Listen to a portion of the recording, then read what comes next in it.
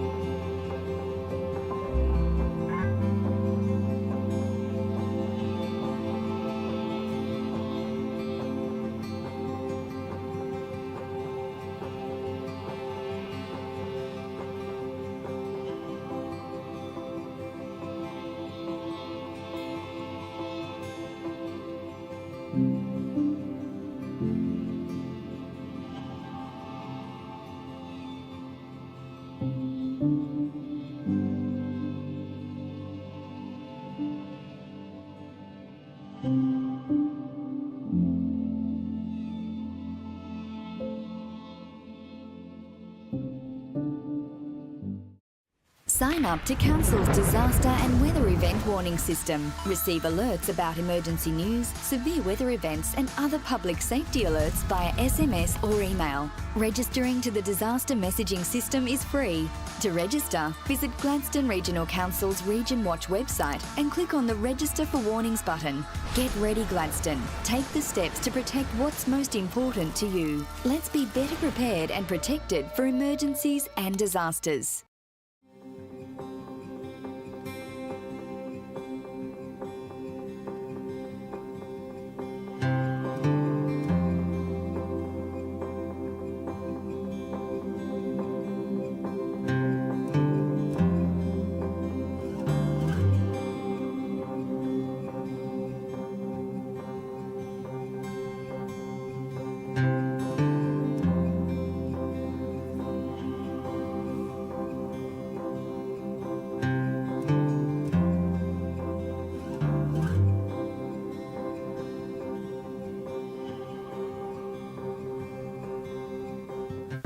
Well, good morning. The time being 9 a.m, I declare open the general meeting for the Gladstone Regional Council for Tuesday, the 5th of November 2024, Melbourne Cup Day.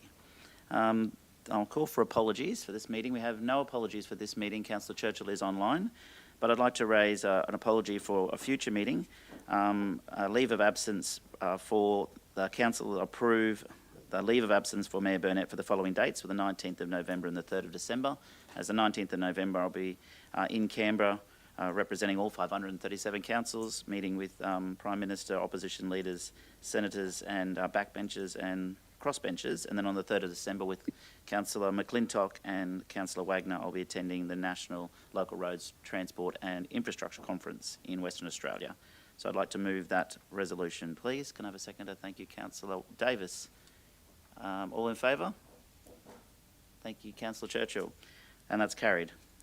The next item on the agenda, councillors, is messages of condolence. Do we have any messages of condolence? Councillor Churchill, do you have a message of condolence?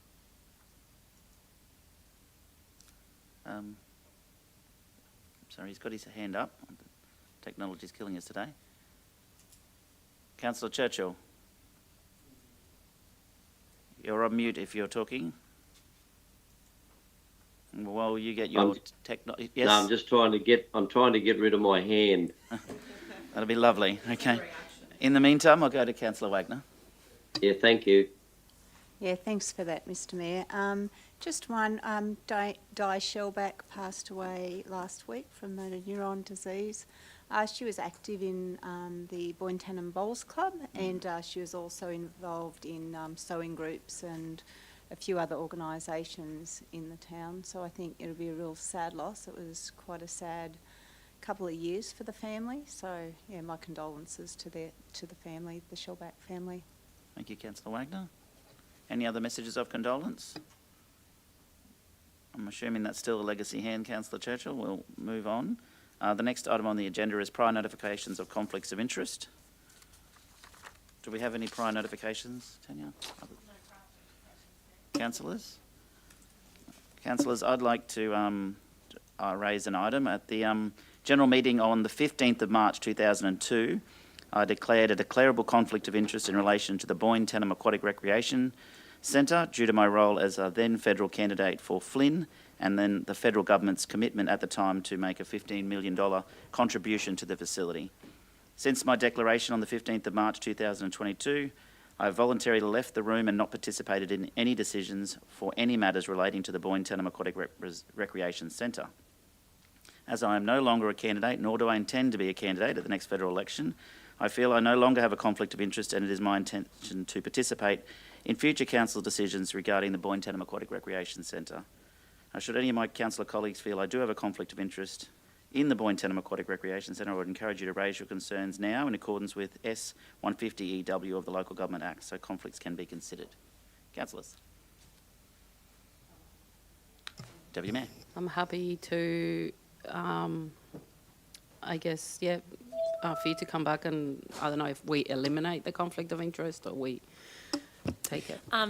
No, The Mayor declared the conflict of interest, but it was in relation to a particular matter, and he's always voluntarily left the room. So there's no decision for Council to reverse. Council doesn't need to decide whether or not there is a conflict, but you are obliged under the legislation, if you do feel the Mayor has a conflict, to actually raise that now.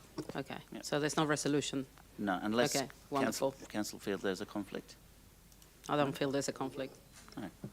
Councillor Churchill, that legacy hand's still worrying me. Do you feel there's a conflict? I don't believe that there's any conflict at all, and I'm quite happy to move unless you've already got a mover already, Mayor Matt, that you do not have a conflict. Thank you, Councillor Churchill, but as Tanya just said, I don't require that. There's no resolution required unless Council thought there was. Is that correct, Tanya? Would it be safer for me to get that moved anyway? No. Okay. I don't believe so. Seems like that's not an issue. Okay, thank you. We'll move on. And when that item is raised at Council again, I will remain in the room.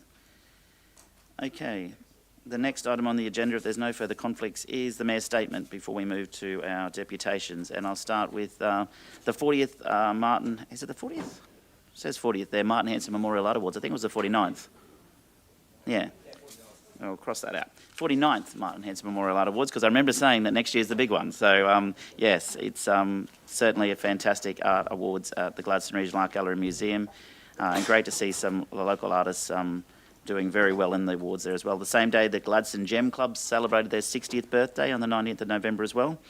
And then on Monday the 21st, we held our first world titles in Gladstone. It was the World 1 metre Championships in yachting. So that was all the good work of the Gladstone Radio Control Yacht Club. And a shout out to Grant and Natalie Cooper and all the volunteers who organised that event. For more than 70 countries participated. 70 competitors participated in from 20 different countries across the world, all here in Gladstone, spent some of them more than a week in the Gladstone region, enjoying Heron Island and Agnes Water 1770 as well as part of their visit to our region. Thank you, Michelle, for being there for the opening, and for councillors who attended some of the other events after the Local Government Association of Queensland Conference. Last Saturday was the Lake Wonga Adventure Race, and Councillor McClintock and I participated, and Councillor Patrick was there volunteering, and I beat my time by 19 seconds, so it's very important that we mention that. I thought I was going to go backwards, but we went forward, so it's really good. I'm not going to say how fast Simon was, that's not important. On the 2nd of November, the Marine Rescue Queensland had their open day. Obviously, it used to be Volunteer Marine Rescue, now they're called Marine Rescue Queensland Gladstone. The first Lego League was held, and the Best in Business Awards were held on Saturday night as well. Congratulations to the Chamberlain Road Vet Clinic, who took out the overall Best in Business Award, but there were so many other locals nominated and many winners on the night in the other categories as well. Congratulations to them all. Over 450 people, I believe, at the Entertainment Centre on Saturday night. A lot of school graduations coming up over the next few weeks. Thank you, councillors, for attending those between now and Christmas. On the 11th, we have Remembrance Day with services right across the region. And it's just timely to mention our community forums that are coming up. We have the Rosedale Community Forum on the Saturday the 16th of November in the Rosedale Hall, in Gladstone at Phillip Street on the 20th of November, in Nagoon in the Boyne Valley on the 30th of November, the 7th of December in Boyne Island at the Community Centre there, and the 12th of December in Calliope, and there'll be more community forums next year as well. And just a final reminder that our Youth Council Expressions of Interest close on Sunday the 8th of December for 2025, and Australia Day Award nominations close on Friday the 8th of November, so please nominate your local champions, whether they're champions in terms of been doing stuff in our community for a long time in terms of volunteering, whether they're involved in sport or whatever their participation in our community is, please get those nominations in. And that's the Mayor's statement on current issues. I would also like to mention that at the local government conference, thank you to my councillors for being there, and CEO and Executive Assistant Shay Phelps, who was there to support me and was elected President of the Local Government Association of Queensland now. So but definitely for the first time, the Mayor of Gladstone is the President of the Local Government Association of Queensland and of Australia. So we certainly are being listened to in Brisbane and Canberra, and not just for our council, but for all councils across the state and nation. Thank you, councillors. The next item is the confirmation of the general meeting minutes for the 15th of October 2024. Can I have a mover, please? Thank you, Councillor Patrick. Seconded, Councillor Wagner. All in favour? Thank you, Councillor Churchill. If you don't speak, I'll assume you're voting for. There's a hand up. Thank you. Got it there, very good. Excellent, thank you. Excellent. Where's my deputation? Now we'll move into our deputation from Roseberry, Queensland, and I'd like to invite Erin, Sherry and Wendy to the table, please. If you just duck in and...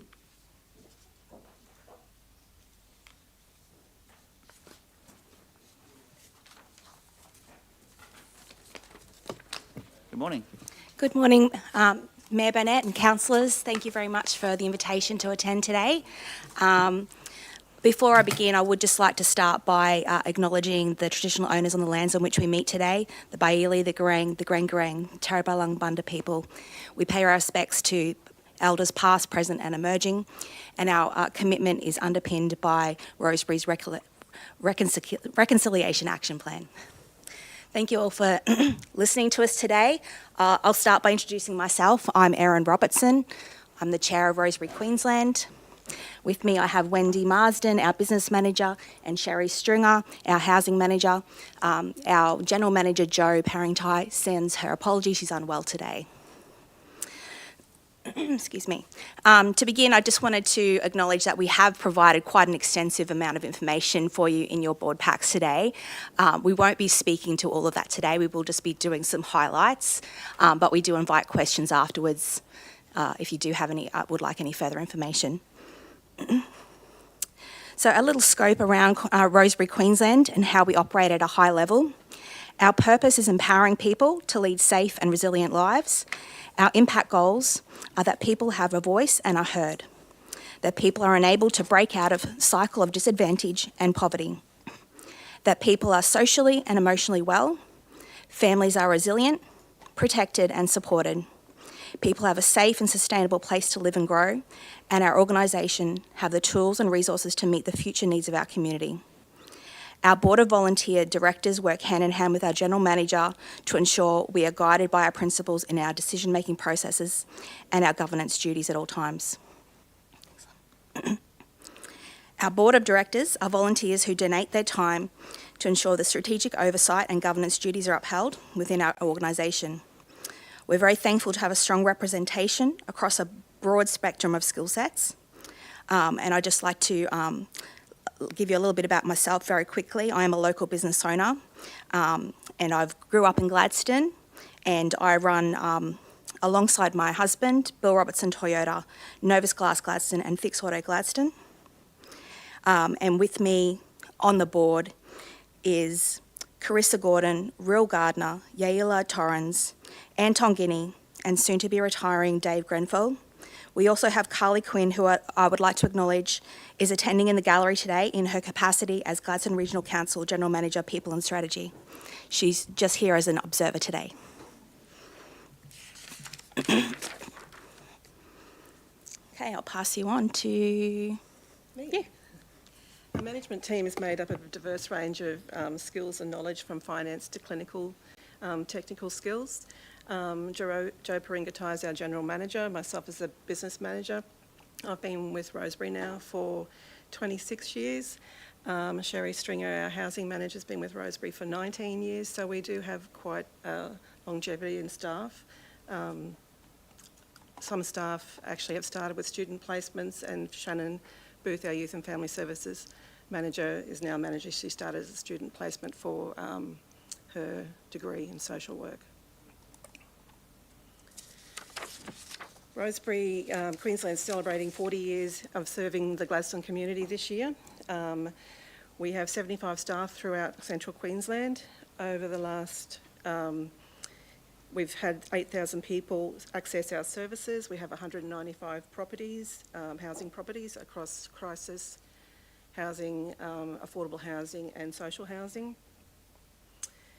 In our crisis accommodation program, we've serviced 4,148 bed nights to young people and young families in our community, and 4,416 bed nights to young people in our short-term accommodation shelters in the year.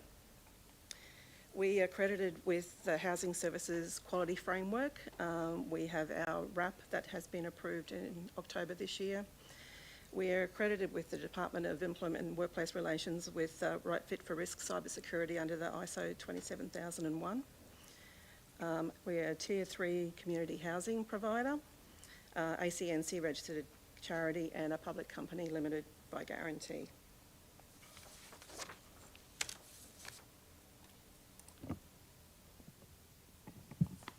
Is that me? Hi.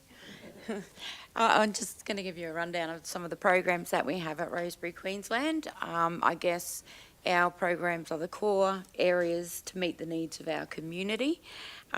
First up is our mental health. So with that program, we have Headspace, and that's for 12 to 25-year-olds in Gladstone and Rockhampton.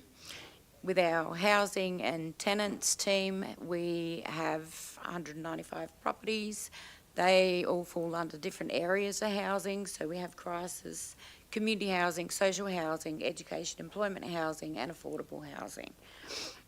With homelessness, we have 2 youth shelters for young people aged 16 to 25. That's a crisis shelter. Young people can stay there until their needs are met, obviously. The main goal is to get them long-term housing. And there they learn how to live independently as well. We have Life Ready programs that assist young people with employment, education and training. Youth and Family Support does the psychosocial, the advocacy for young people and families, and Alternative Education, which is Branch Out, which is alternative learning for 12 to 21-year-olds.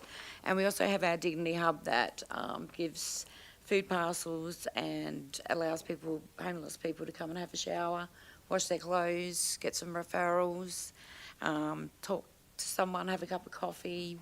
It's a fabulous service.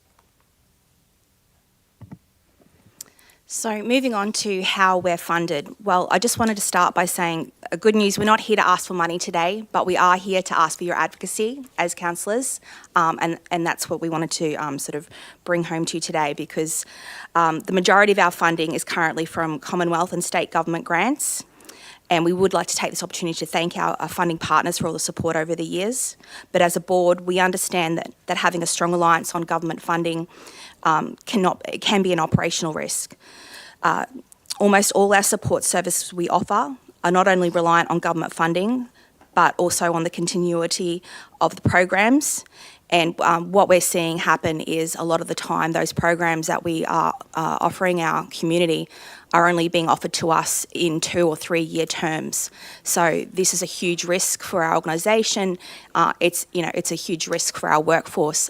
We really struggle to find the right fit workforce to commit to those short-term timeframes. So we are continually lobbying government on that issue, and we ask as councillors that you be our voice as well with regard to that issue as well. It is an ongoing gap in the social services sector. We do understand, the board understands it's an important part of our sustainability to diversify and to grow our income in other areas, and we are working on that. One of those areas is donations.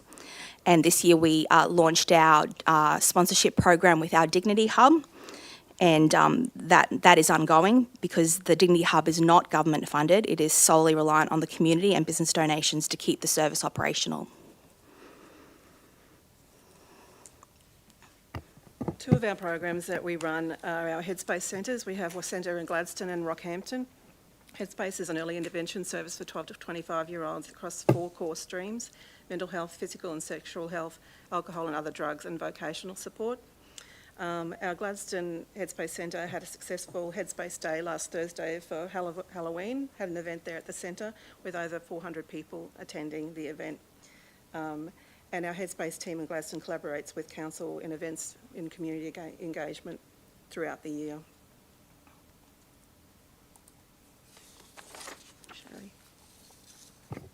Hi again. This section is just on youth and family services. They've, as you can see on the slideshow, 113 young people in September access youth support, 28 families accessed family support, and 30 young people accessed homelessness support, which is Roseberry House, the youth shelter, mobile support, and immediate housing response.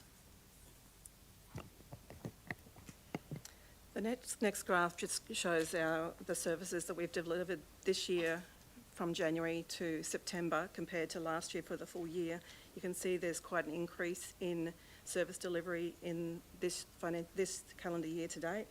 The family support service, we're funded for 0.6 of a worker there, but we have a wait list, and the wait list is due to the complexity of services that we have to provide to clients. So those clients are staying with the service longer than they normally would. We provide intensive family support as well, and that's something that has got a long wait list for.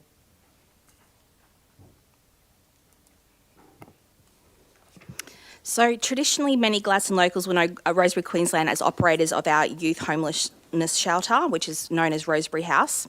However, we don't just have positive life-changing impacts on those youth from our shelter. Our impacts are much more far-reaching. It's our wraparound support service model that helps our clients succeed. Transition to independent living, supporting with finding jobs, client skills growth and education are just some of those touch points. We work in partnership with local organisations and Queensland Health regarding what our clients' needs are and refer them through processes that we like to call a warm handover. So our clients don't have to repeat their stories.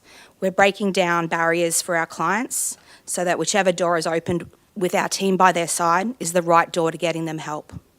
We do recognise the big gap we are currently seeing at the moment is a lot of clients requiring services for children under 12 years old, and that is an ongoing, growing issue that we are seeing in our community, and there is more support that we need for that area.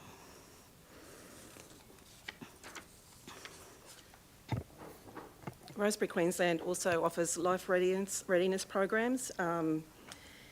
Part of our holistic service delivery is to support people with job readiness and work-study opportunities.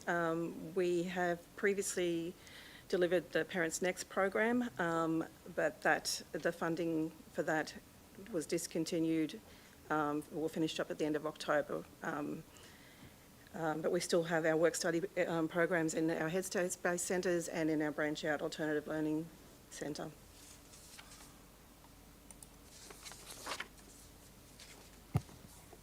Hey again. This page is a snapshot of our homeless shelters and our crisis accommodation that goes with the homeless shelters and our mobile support program. In here you'll see here 3,197 occasions of service. That's not part of the actual accommodation and the young people staying at the shelter. This is work that staff do to help people that aren't actually accessing our service. So it there shows that there's more people out there, that young people out there that need assistance. So that's a really important figure. So our mobile support program is a young person can access it. They're not made to access that service. So there's a lot of young people out there that are living independently that are requesting assistance to maintain and sustain accommodation and live independently.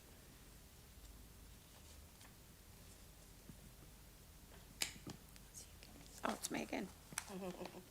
Sorry. Our housing services. So we have 195 property, community, social housing and employment education housing properties and crisis accommodation. As you may have known, we now have Waybear at Barney Point, Friend Street. There we have 85 properties. We currently are at 45% capacity. And then by December, the end of December, we should be at full capacity there. The tenants there have just started a community garden that's looking fabulous. We're in negotiations with someone to lease the cafe at the moment. Our other properties that we have, here's a snapshot again of housing. We had 13 tenants exit social housing and entered private rentals. With our housing program as well, we offer tenancy support.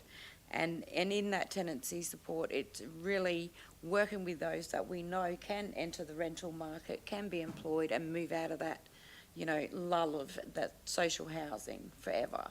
So that's a really big part of our tenancy support program, that. We have a garden competition each year. We had 12 tenants participate this year, and we are just rolling out our Adopt a Family for this year as well. Our Dignity Hub, we had Rio Tinto come and do barbecues on a Wednesday morning to give a sausage sizzle to the community. Our community garden is coming along nicely. For those that were at the opening, it's now. And we are using the herbs and vegetables in the Dignity Hub to give back to the community. Our current food donations are from Second Bite, a program that donates leftover food wastage program, basically. So we get all the produce that they haven't sold, and we get that and give that out at our Dignity Hub. And obviously we also rely on volunteers and donations for that. And next one. The next one, you can scan the code there and read Macca's story. This is something that we did with Glenn Butcher a few months ago. His story is pretty fantastic, and his story is a lot like a lot of the elderly in that complex as well.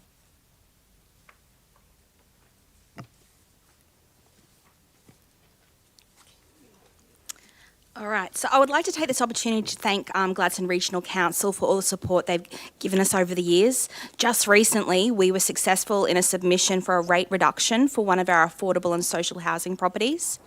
This was a huge impact on our organisation, and we'd like to thank you all for supporting the council's rates, charges, concessions and exemptions policy. It really meant a lot, so thank you sincerely from Roseberry, Queensland.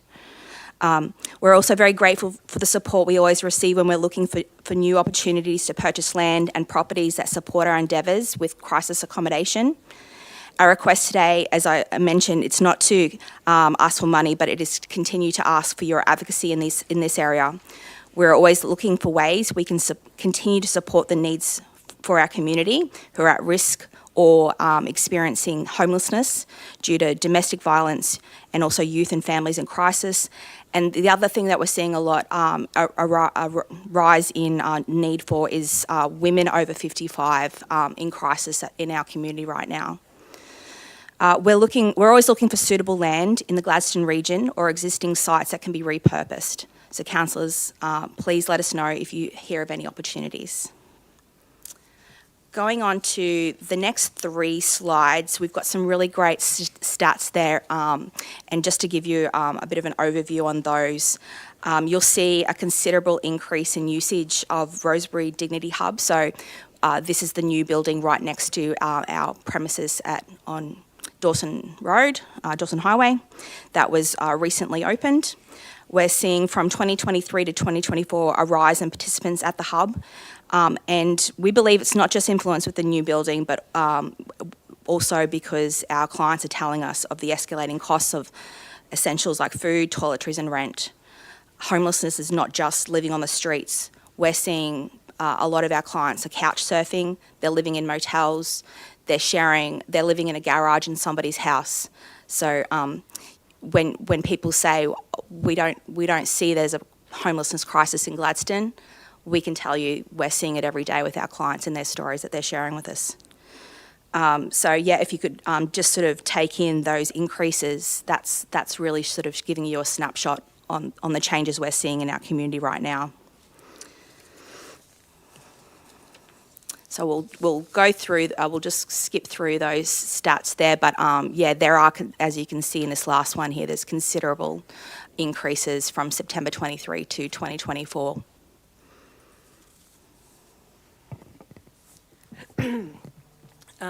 Roseberry welcomes the opportunity for future collaborations with Gladstone Regional Council. We have some of our young people in leadership training with the Youth Reference Group.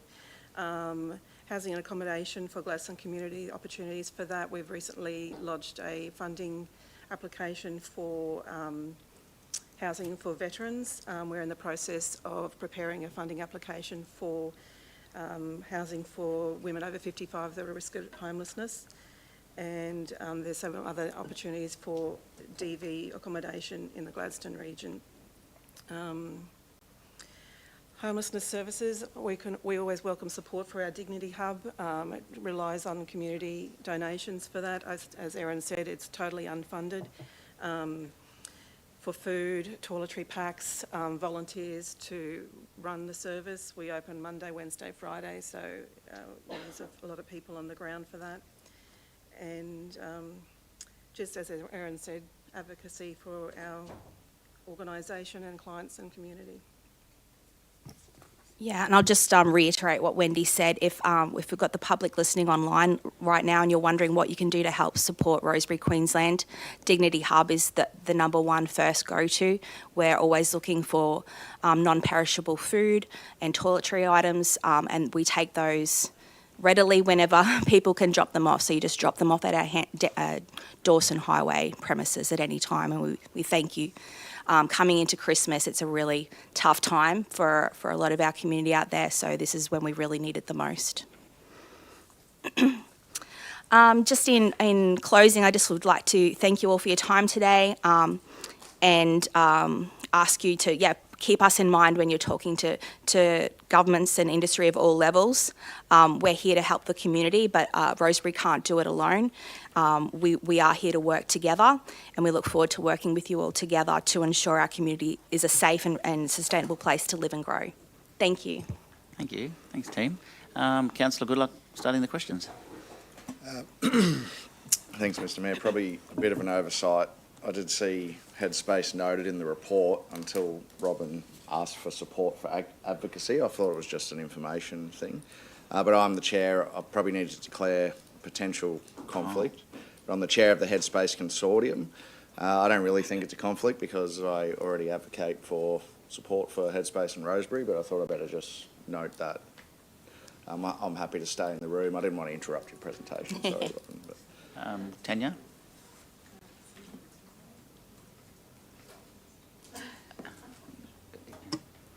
It is just a briefing if you're not seeking to influence a decision.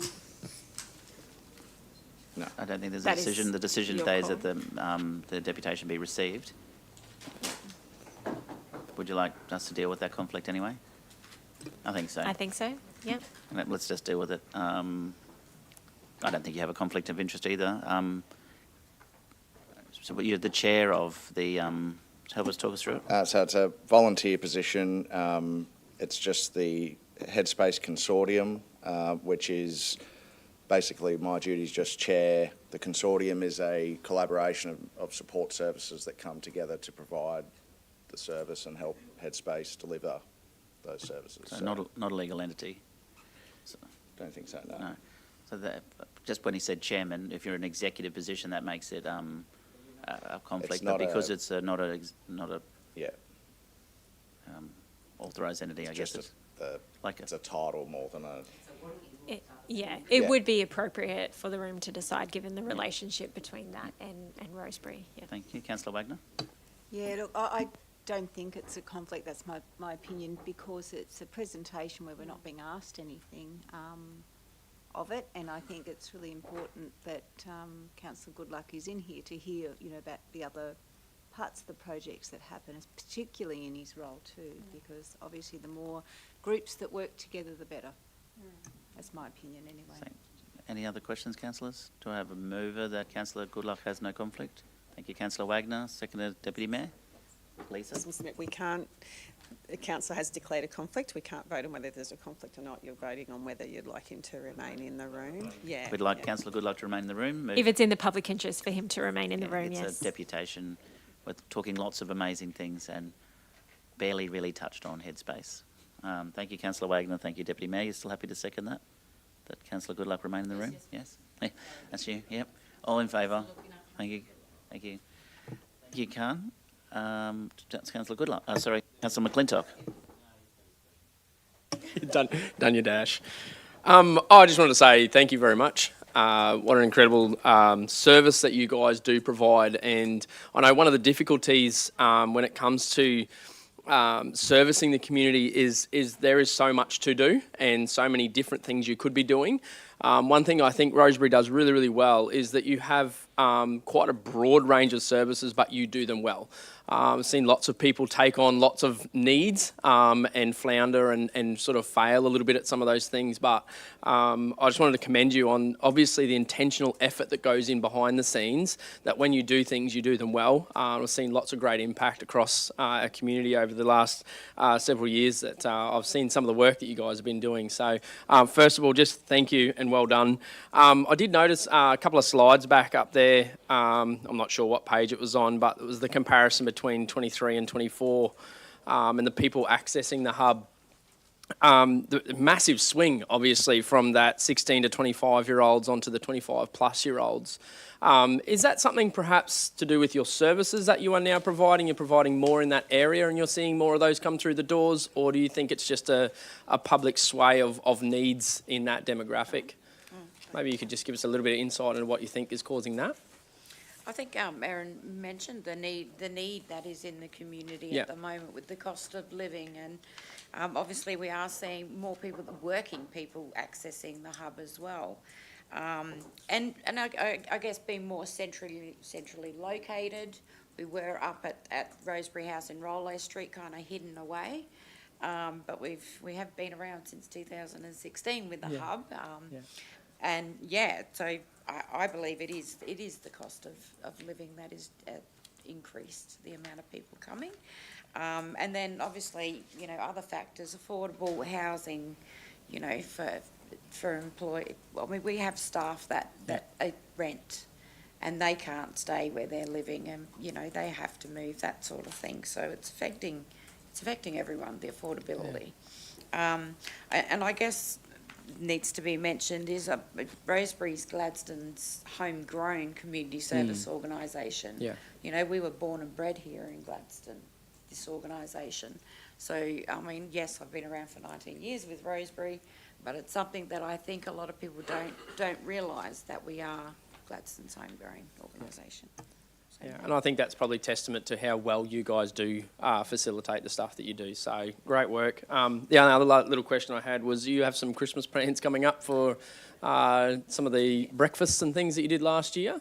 Yes, so every year we run on Christmas Day, we do a Christmas breakfast muffins. We have Santa there, give out Christmas presents, have barbecue food. It's fabulous. Hampers to give away over, I guess, volunteers. How many numbers did you see last year? I think we had 120 something access last year for the Christmas breakfast, and we also do Adopt a Family as well.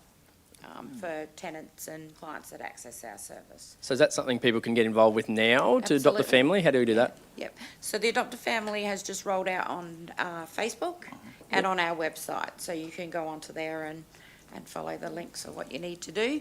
For the Christmas breakfast, it's, I guess, turn up. Help out if you like. We are looking for hampers. So anything you would normally, special items that you would want for yourself or your own family in a Christmas hamper, we're asking the community to donate. So non-perishable Christmassy things, and also presents with regard to the adopted family. There is, when you register your interest, we'll come back to you with a family that you can adopt, and you'll be given their ages, and you can go and buy particular presents for that family. Awesome, so thank you very much. Taking those donations now, thank you. Brilliant. Good question. We've got a few lining up. I got Councillor Wagner, Patrick, Holzheimer, Davis, and good luck. You're going to be here for a while. Especially when I'm talking. So, look, I just want to say thank you so much, and obviously Carly too, and I note too, having your Leela on there, to having one of the local ladies from the Indigenous community will be a real benefit, and especially with her background. So I think, congratulations on that. I've seen the evolution of Roseberry over the time I've been here since the 90s. As a teacher, I had students who were in the youth shelter over the time. I've seen the positive feedback over the years too, and it is growing, so well done. also lucky to go to the hub opening and also for the breast cancer awareness morning T2, and I did get to see Butch in his bra. So, which was, yeah, very, very, I think it was a really positive day, so well done. Do have a couple of questions. One is, obviously there's a lot of organisations in town, and I'm hearing that you've got, you know, packs for Christmas. How do you work with the other groups? Like I see you have domestic violence, you've got the youth sexual assault violence connectors. That'll be another question, but just what is that? Because I know the government funds different organisations for parts of the DV. I'm just wondering what your role in that is. The youth sexual assault funding is just for information and referral for inquiries to our organisation and refer on to specialist services for that area. Yeah. Okay, so, and are we at a point now where youth who have been sexually assaulted can have that testing done now in Gladstone or not? Have you been working on that? I'm not aware of that. All right, No. I'd love to have a chat with you about that one because there's a real need for testing to be able to be done at the hospital, because some of these young people are waiting 12 hours to be tested after a sexual assault, and they're being taken to Rockhampton with strangers and what have you, and, you know, at a time where they just, yeah. So I think it'd be really great to have that conversation. There's some real opportunities there that, yeah. The other thing is, I note too, the getting into the private rental market. I think that is so good, and I have seen some of these young people who haven't got the background where they do know how to maintain, you know, that rental, not just paying, you know, budgeting and what have you, but also maintaining the properties. Are the youth being put through the skill sets program offered by the government? So we run a program called the Adaptable Living Program, which is kind of like the skill set tenancy one. It's a program that Roseberry developed for young people. So when they're in the youth shelter, they are taught all the skills to live independently, budgeting, all the necessities that you need. We then shift them into the mobile support program, and that there helps them maintain and sustain their tenancy, so when they do move into independent living. And that mobile support worker also advocates with them to apply for private rentals, and will support them and let the real estate know that, yes, that they're here to support them, you know, for their journey living independently. Yeah. So it's a similar program, is it? Yeah.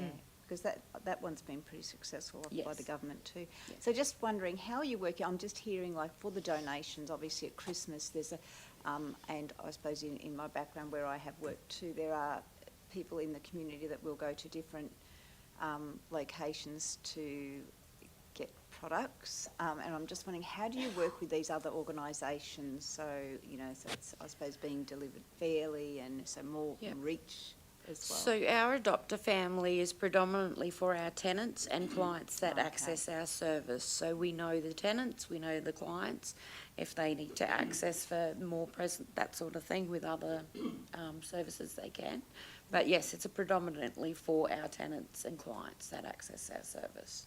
So to come to the hub, do people have to be clients? No, anyone in the community can access our Dignity Hub. We don't ask for ID, pay slips or bank statements or anything. If you're coming there, you obviously need food. If we have the food, we will give it. So we don't ask those questions. We don't need to. You're here for a reason. Same as when they access the showers and the laundry. Yeah, excellent. No, again, look, congratulations. You've got obviously a strong team there. You've stood the test of time. So yeah, congratulations. Thank you. Thank you. Thank you. Councillor Patrick. Good morning, ladies, and thank you so much for your presentation. There is a lot of need in our community, and I'm not sure what we would do without you. So thank you from the bottom of my heart, and I think everyone in this room who is watching from in this room and who are watching online. Wendy, you mentioned Tier 3 housing. We hear a lot of differential or different names being labelled to housing. Can you tell me about what Tier 3 housing means?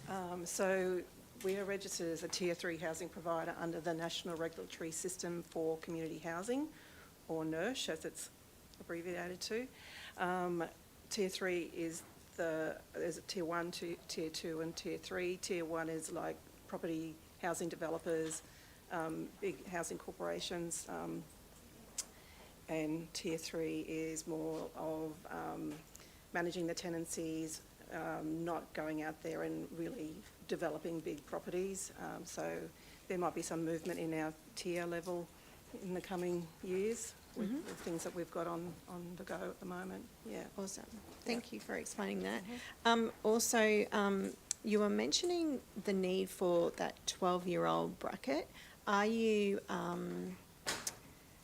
I know that there are other organisations that go from 0 to 12, and you're from 12 to 25. What collaborations have you got? Because to me, that's a very vulnerable area where people can slip through the cracks. So I'm just wondering what collaborations are going on with other providers that specialise from that 0 to 12 years, just to ensure that we're not letting those kids slip through the cracks. Or it might be an area that we need to work on. Yeah. I guess anyone 0 to 12, you know, if they are experiencing homeless or at risk of homelessness or harm, it's a child safety matter. Yeah. It should not be up to the community to manage that. That's a child safety matter. Roseberry has many partnerships with different other services around. We've got our family support that obviously part of their role is to advocate and is to outsource to where, you know, to meet their needs. I think Roseberry has a really, really good connection with other services in the community. Many of our referrals come from absolutely every service that's in town. So I think we do that and do it well. We play hard, and we meet the community's needs. Awesome. I think the other part of that 12-year to 25-year bracket that what we're talking about is that's the age bracket that Headspace has the jurisdiction, for want of a better word, to manage. We don't get funding for anyone under 12 in the Headspace side of things, and we are seeing a lot of children under 12 presenting to Headspace with needs. The other thing that I was, we were talking about Christmas and how we can help, but shortly after Christmas, our youth are going back to school. Can you explain, I believe that you do run some back to school. Yeah, we do. Yeah, we've done that for quite some time now, and that's with the support of local businesses. Back to school campaign, so that will get launched in early January.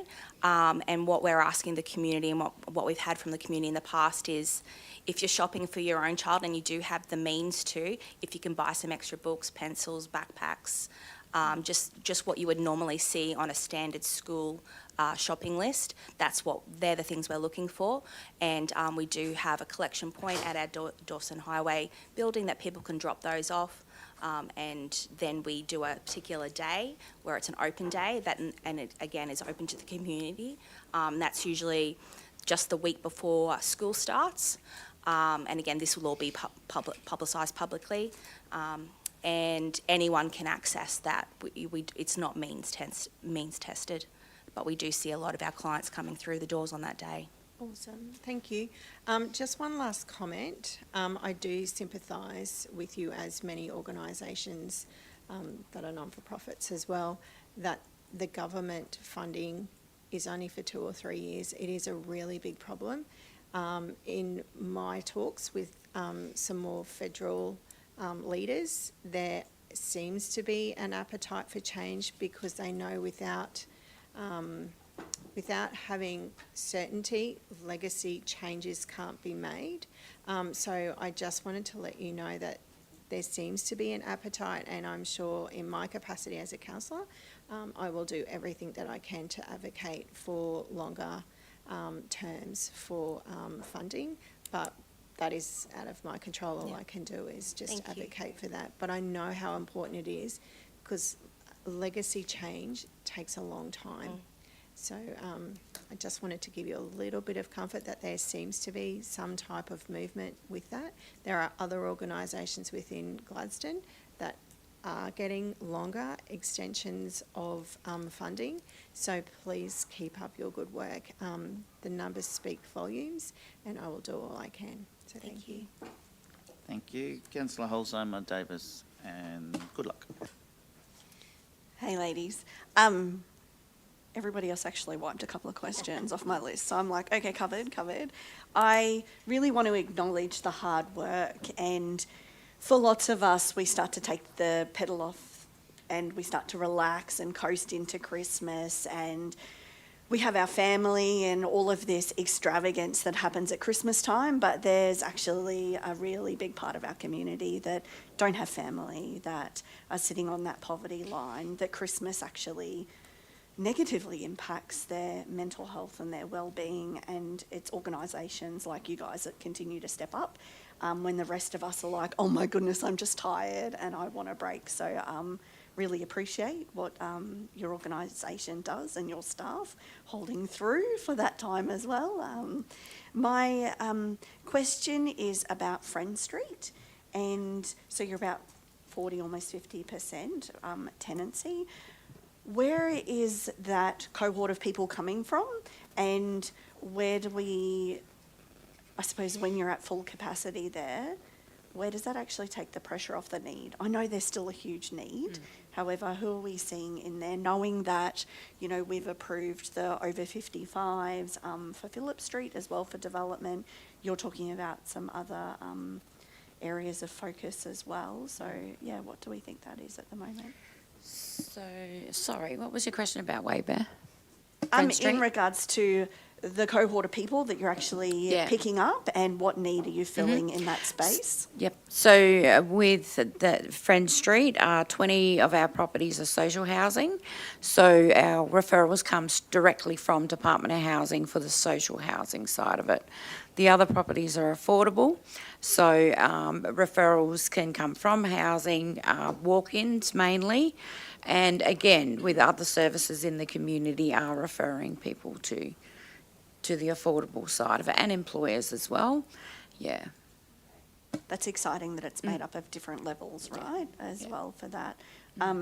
What need do you see that still exists, I suppose, even after, for you guys, that's full? So again, with a huge problem, we've got 85 solutions. That's it.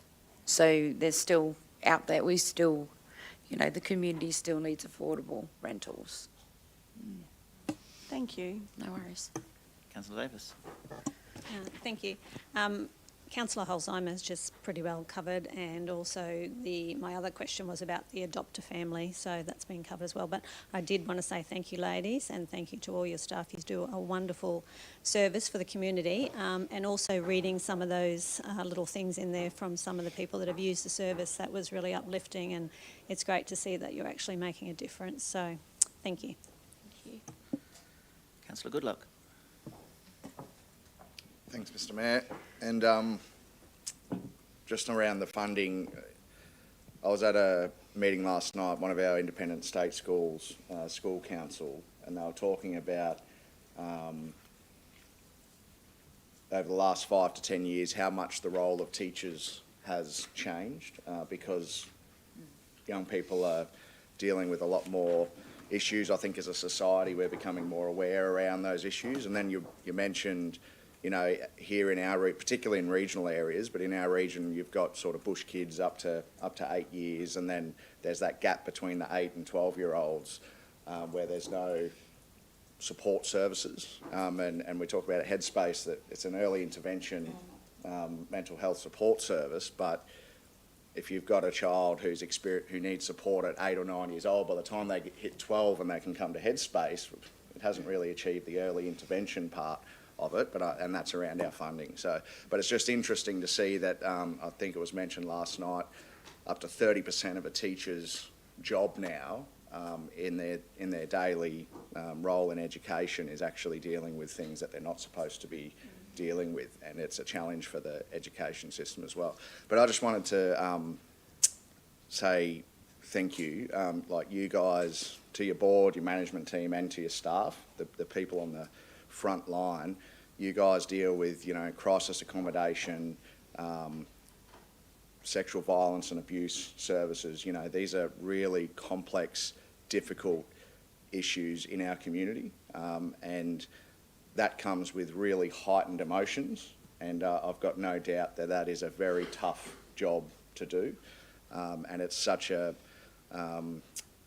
you know, a testament to our region that the work that your teams do every day for our community. But in and on the back of that's a question. You know, you mentioned the increase in statistics and presentations. It's interesting to see the difference between the 25 years and the 16 to 25. And you mentioned that's around the cost of living. I was just curious, have you seen, with those presentations and that increase, have you seen an increase in the emotional tensions and, you know, potential violence or aggression towards the teams? Is that something that your people have experienced? I guess we were a major push in having a two-person model at our youth shelters. So, and there's a reason for that. That push was there, and we were successful. Not just for Gladstone, not just for Roseberry's 2 youth shelters. This was for the whole of Queensland. So all shelters around the state. So the violence and that sort of thing, the frustration. Absolutely, and that's why we push for that model to really go ahead and happen, and that's a really big success for Roseberry to have that. So it helps a little bit. That does, yeah. But just on the schools as well, we do have one of the schools on a Monday morning brings some students in to have a shower and wash their clothes, so they've got clean school clothes to wear to school. So that we're seeing a big increase in that, and also making them something to take back with them to eat. So we do this on a Monday morning with the school, yeah. No, thank you. I suppose the message out there, you know, that your team is there to help people in their often in their most desperate time of need. And I guess if we can just try to be mindful of, you know, as frustrating as it can be to let you guys help them, you know, and be nice. Be kind. Be kind. It costs nothing. Thank you. Thank you. Thank you, councillors. Any further questions? Councillor Churchill? No? No, not from me, thanks, Matt. Thank you. We should have that the deputation be received, I believe. Let me just open that back up. Is that correct? Happy to move. Thank you, Councillor Churchill, and seconded Councillor Davis. All in favour?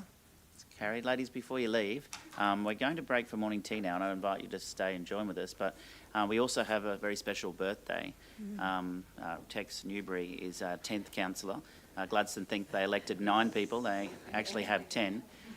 Tex has been attending council meetings for a long time. I won't say unless he lets me. We'll just say it's a special birthday, a big birthday maybe. And it was last week, but he attends our council meetings without fail. I'm allowed to say 90 years old. So that's we have. We also have his wife Ros, who's snuck in the back that he may not be aware is here, and who's joining us for morning tea as well. And Ros, thank you for joining us. Both Ros and Tex have committed a lot of their life to the Gladstone region over many, many years, to many different organisations, from whether it's involved in the art gallery, whether it's involved in the Cancer Council, whether it's involved in swimming, whether it's involved in so many different activities, and organisations like Roseberry do for our community. Ros and Tex have certainly dedicated a lot of their life to the Gladstone region. So we just got a small cake this morning. Thanks, Ros, for bringing that along. And we just want to say happy birthday to Tex. And I think Councillor Churchill's wanting to jump in. Yeah, thanks very much for that, Mayor Matt. Yeah, look, sorry I can't be there, Tex, Ros, but thank you immensely. Through you, Mayor Matt, do you bestow life membership of public galleries at all? We probably already have. He certainly has attended probably, I would say I've been here a long time, and other than Dennis Connolly, who used to attend council meetings all the time until we moved them to daytime. When we had our council meetings at night, Dennis was here every night, but Tex certainly has taken up the mantle and has kept an eye on the council. He often even does a rating of the councillors in the newspaper every now and again. He does too, yeah. He did start before Dennis. There you go. He's been around a while. Thanks, Tex. We just want to say happy birthday. We'll break the live stream now, but please join us for morning tea and we'll be back shortly. Cheers.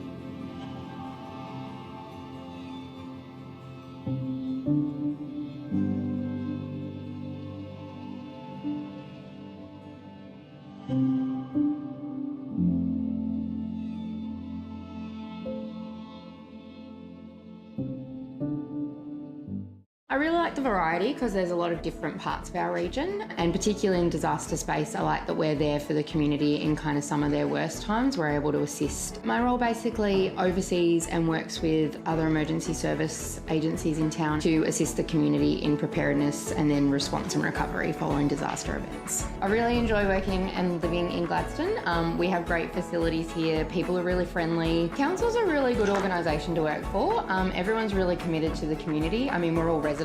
We want to see what's best for the community happening. I do quite a few sports in town, so use a lot of our sporting facilities, as well as involved in the community theatre space, so getting to use the GECC, which we're really lucky to have. I do the community musicals, so we've done, I've been involved in Anything Goes, Legally Blonde, Carrie, and then also do foster caring through GPAWS, which is one of the animal rescue groups. Emma Catlin, Disaster Response Specialist for Gladstone Regional Council.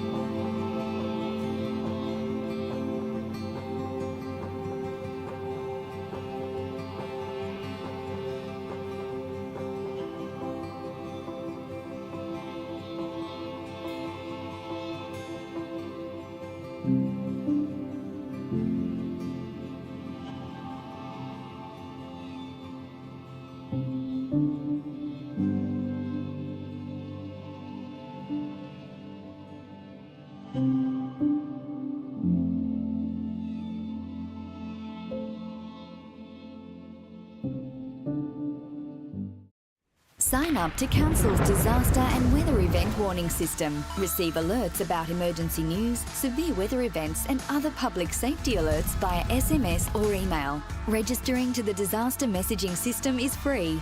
To register, visit Gladstone Regional Council's Region Watch website and click on the Register for Warnings button. Get ready, Gladstone. Take the steps to protect what's most important to you. Let's be better prepared and protected for emergencies and disasters.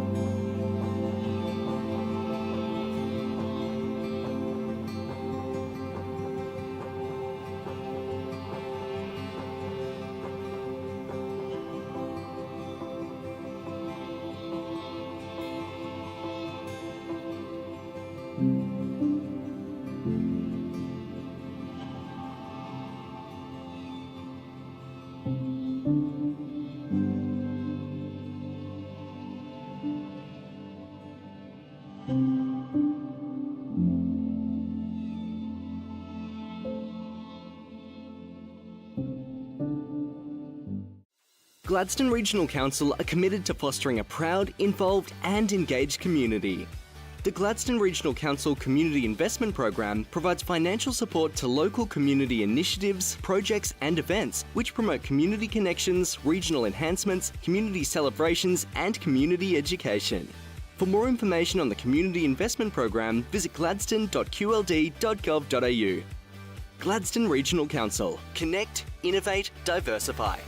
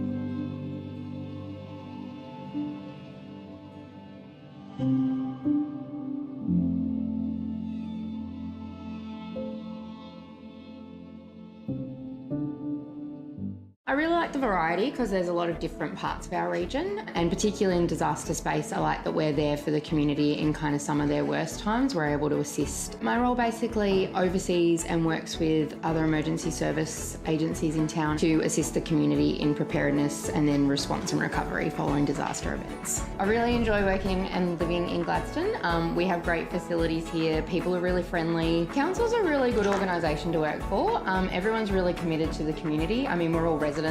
We want to see what's best for the community happening. I do quite a few sports in town, so use a lot of our sporting facilities, as well as involved in the community theatre space. So getting to use the GECC, which we're really lucky to have. I do the community musicals, so we've done, I've been involved in Anything Goes, Legally Blonde, Carrie, and then also do foster caring through GPAWS, which is one of the animal rescue groups. Emma Catlin, Disaster Response Specialist for Gladstone Regional Council.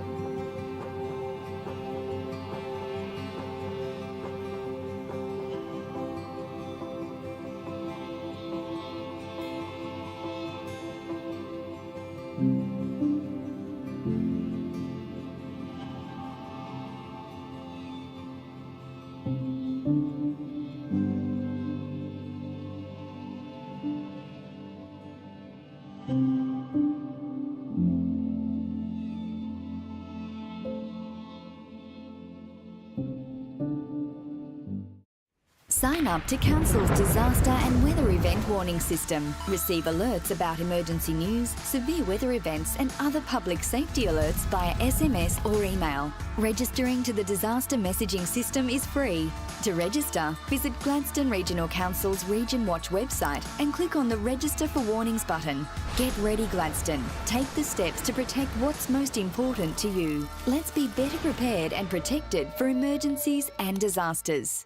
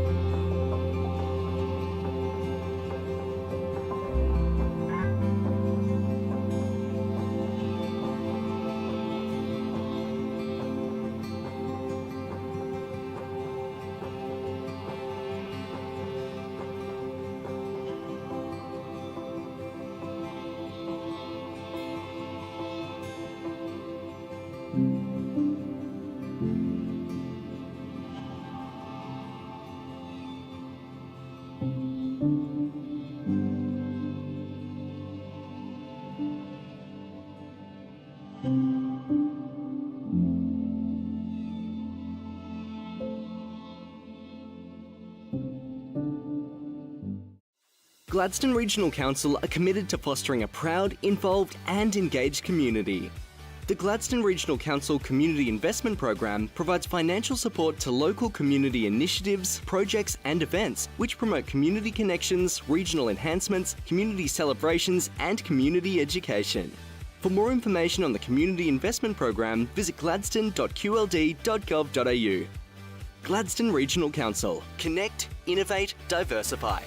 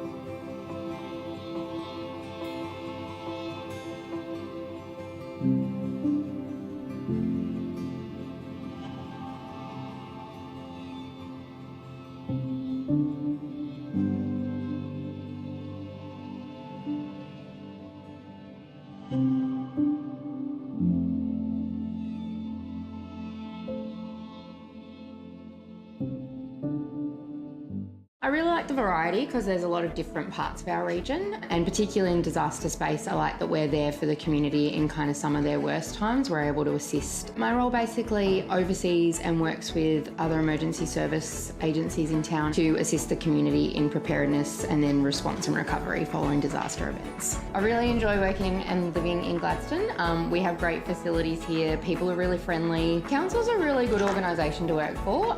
Everyone's really committed to the community. I mean, we're all residents. We want to see what's best for the community happening. I do quite a few sports in town, so use a lot of our sporting facilities, as well as involved in the community theatre space. So getting to use the GECC, which we're really lucky to have. I do the community musicals, so we've done, I've been involved in Anything Goes, Legally Blonde, Carrie, and then also do foster caring through GPAWS, which is one of the animal rescue groups. Emma Catlin, Disaster Response Specialist for Gladstone Regional Council.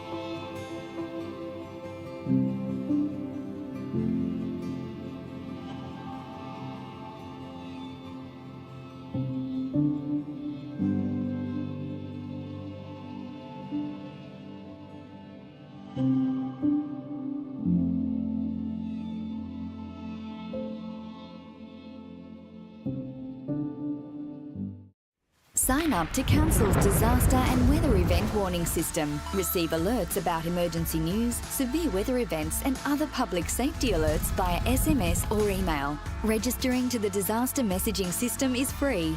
To register, visit Gladstone Regional Council's Region Watch website and click on the Register for Warnings button. Get ready, Gladstone. Take the steps to protect what's most important to you. Let's be better prepared and protected for emergencies and disasters.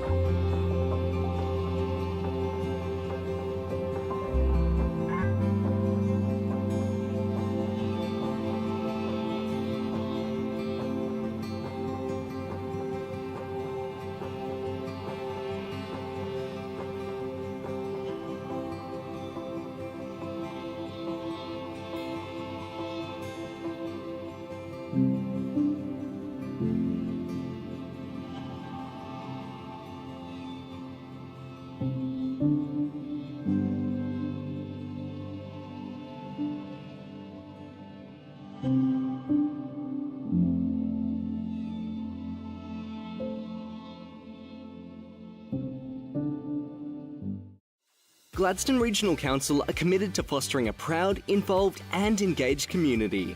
The Gladstone Regional Council Community Investment Program provides financial support to local community initiatives, projects and events which promote community connections, regional enhancements, community celebrations and community education.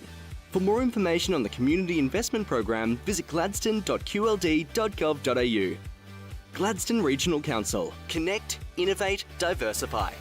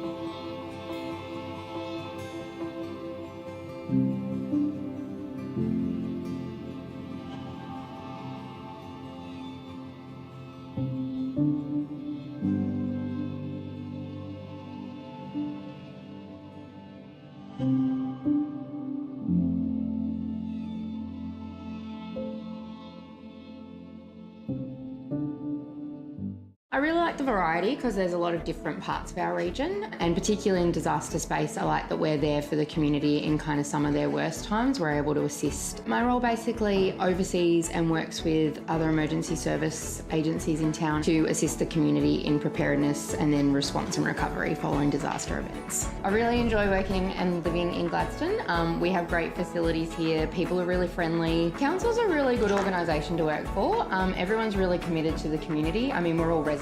We want to see what's best for the community happening. I do quite a few sports in town, so use a lot of our sporting facilities, as well as involved in the community theatre space, so getting to use the GECC, which we're really lucky to have. I do the community musicals, so we've done, I've been involved in Anything Goes, Legally Blonde, Carrie, and then also do foster caring through GPAWS, which is one of the animal rescue groups. Emma Catlin, Disaster Response Specialist for Gladstone Regional Council.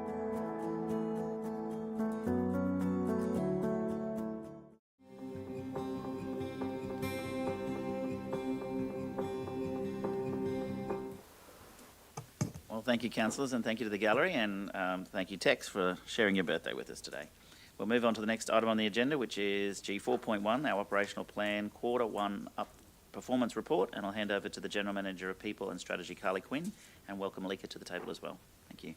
Thank you. Good morning, and I do have Alika Croce with me, the Manager of Strategy and Improvement. Her team work right across the business to develop this report for our community every quarter. So I cannot believe how time flies, but we are already reporting on Q1 of the 24-25 report. So we have broken down the report today into 3 sections. We've got the progress on the op plan initiatives, stories highlighting the delivery of our core services, and also some data-driven performance insights on our core services as well. So just a quick summary of our operational plan initiatives. We've had a great start with 6 of our initiatives on track. 1 of them is completed, and 1 is of concern around making our employees' facilities safer and more contemporary. However, I just want to note today that it was at concern at time of writing the report, but since then the mitigating controls have been put in place and it is now back on track. The data-driven insights into the report, we've secured $15 million in funding from state and federal grants with 16 applications, still pending 16 applications, $23 million in pending applications. We've fixed 862 potholes, which is almost 3 times, that's almost 3 times higher than last year's Q1. So it's a significant increase. Over 30,000 people attended our Luminous over 3 nights. That was the glow up of the season. And 4,927 tonnes of waste collected curbside this quarter. 16% of that's recyclable. And our new waste heroes, Benjamin, Binny and Rolanda Recycle, are helping us along the way with our community to increase those recycle numbers and decrease that general waste numbers. And we also had over 320,000 websites visits, which is 11% increase on last year as well. So increasing number of people self-serving on our website. And lastly, some of the stories in there, there's some great stories. I'll just highlight 3 for you. 1 is our customer sentiment surveys. So on a rating from 1 to 9, our community told us that they considered the following 3 services most important: appearance of parks and public spaces, conditions of streets and footpaths, and libraries. Now the good news is they also rated us the same way, 70% or more rated that their perception of our top performing areas that we provide to the community. Number 1 is appearance of our parks and public spaces, so they value that the most and they're most happy with that as a service. Libraries, so they valued that number 3 and it's our second most highest performing service. And community and cultural services was number 3 as well. There's also some great data in there around improved decision making, and you'll see that we have in the first quarter had our first 3 community forums that have been very successful. And lastly, I just wanted to mention that it was Pet Month, and we've got over 5,000 pets registered this year across the region. And just reminding people, if you haven't registered your pet, please do so, and thanking all the responsible pet owners in our region. I commend this report to you for support. Thanks, Carly. I'll start with a question. You mentioned the potholes, and if you go back to quarter 4, 968 and 862, and it's fantastic that our team, obviously our operations team, are getting out there and fixing them. My question really is, are we doing something wrong in the first instance for the roads to be requiring more potholes? Well, not requiring to have more potholes, that we require the fixing them. So what's happening with the construction of the road network, that there is a significant number of potholes that need? I will see if Rob wants to make a comment on this, but the other thing I will mention is that we have had a wetter season across the winter than any other season, so that has impacted a lot of the potholes. Plus, you will find us getting more effective at responding quicker and fixing those potholes due to the works delivery program that we've been implementing. I thought that might be it, but Rob's our specialist when it comes to roads, so. Thanks, Carly. Yeah, exactly what Carly said. There's teams working out there quite actively at the moment, patching potholes and doing larger pavement failures as well. The bigger piece of work is making sure those rear seals are taking place when they need to take place before they start to fail. So again, there's a lot of work happening in that capital space at the moment to prioritise those activities. So they will start to flow through in the coming months and years as well. Okay, thank you. Councillor McClintock. First in line. Hello. Thank you. Just was reading through, and you kind of touched on it there a little bit in your intro, but that making employee facilities safer and more contemporary concerning area. You had measures are being taken. I wanted a little bit of clarity on what that means. And when I read through in the report some of those steps, I would have thought that we were kind of started a lot of those different steps in the way that we conduct our business anyway. What's the hold up on that one there? Is it just systemising it? Is it implementation? Why are we so struggling in that area that we are normally on the forefront of safety? So I guess it's called safety, but really it's about amenities. Some of the items were about safety; those have been prioritised. But what that project was really about was making sure that we have adequate facilities for all of our people across the region. In some of the regional areas, we do have, I guess, less adequate facilities when it comes to toilets and kitchens and things like that. They'll have a toilet, but is it really up to the standard that we would expect? So that is the priority area. Gotcha. The delay in the project was that the resource we had allocated to do that project management, we had to take them off that for a more critical project. We have now finalised that. We did what we needed to do to get as much resource onto that to get it sorted, and that resource is now back onto this project, and the work is progressing. Great, thank you. Any further? Thank you. Councillor Wagner. Yeah, thanks for that. Good report. Thank you so much, Carly. Just a couple of questions. Yes, safety was interesting. I didn't know whether it was assets or whether it was about, safety in terms of workplace wellbeing.